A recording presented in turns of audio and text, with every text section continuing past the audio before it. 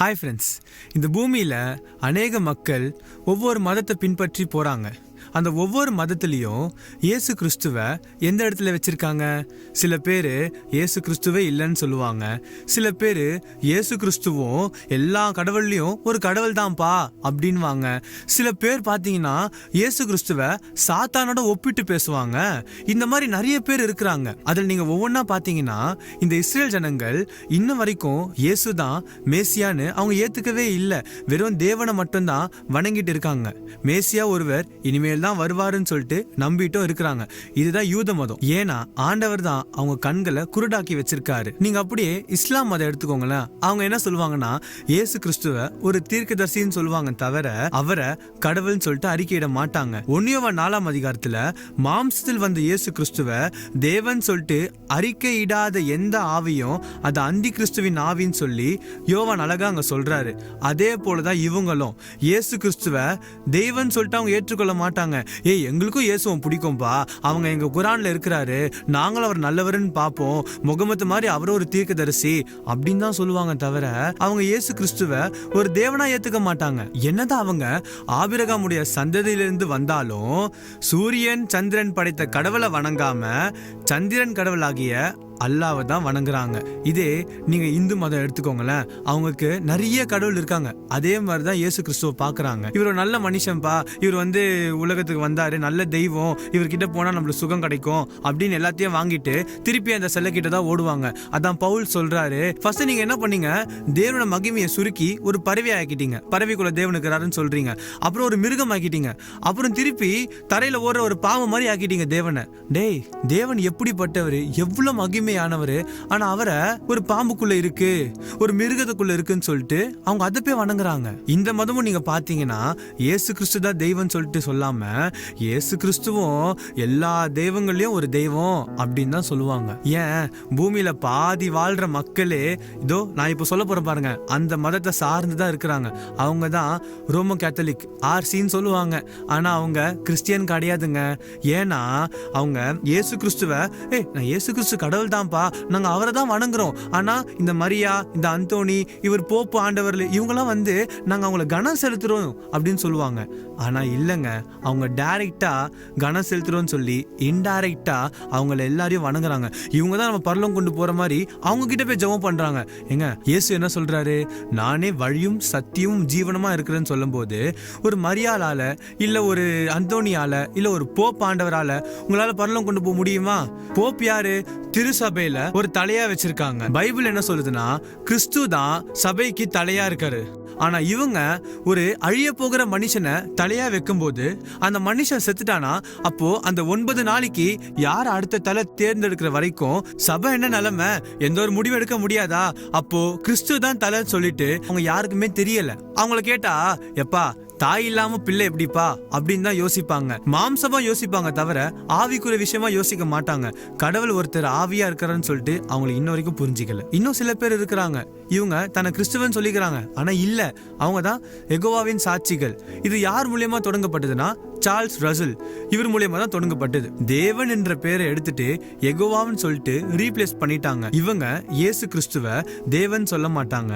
இயேசு கிறிஸ்து இந்த உலகத்துல வந்த ஒரு மனுஷன், தேவனுடைய ஒரு தூதுவனா இருக்கிறாரு அப்படின்னு தான் அறிக்கையிடுறாங்க, தவிர இயேசு கிறிஸ்துவும் ஒரு தேவன் சொல்லிட்டு அவங்க அறிக்கையிட மாட்டாங்க. இன்னும் மோசமான மக்கள் ஒருத்தங்க இருக்காங்க, அவங்க தான் மார்மனிசம். அவங்க என்ன சொல்லுவாங்கன்னா ஜீசஸ் கிரைஸ்டும் லூசிஃபரும் சகோதரர்கள்.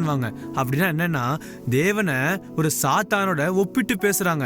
அது இன்ன வரைக்கும் அவங்க நம்பிட்டு இருக்கிறாங்க. சில பேர் இருக்காங்க இயேசு கிறிஸ்து தான் கடவுள் இல்லைன்னு சொல்லல, கடவுளே இந்த பூமியில இல்லைன்னு சொல்லிட்டு இருக்கிறாங்க. அவங்க தான் ஏத்திஸ்ட். அவங்கள பொறுத்த வரைக்கும் எவிடன்ஸை வச்சும் ஹெட் நாலேஜை வச்சு தான் கடவுள் இல்லைன்னு சொல்ல முடியும், தவிர அவங்க ஹார்ட்ல அவங்களுக்கு தெரியும் கடவுள் ஒருத்தர் இருக்கிறாருன்னு. ஆனா இன்னும் சில பேர் பாத்தீங்கன்னா கடவுள் நான் தான், எனக்குள்ளதான் அந்த சக்தி இருக்கு அப்படின்னு சொல்லுவாங்க.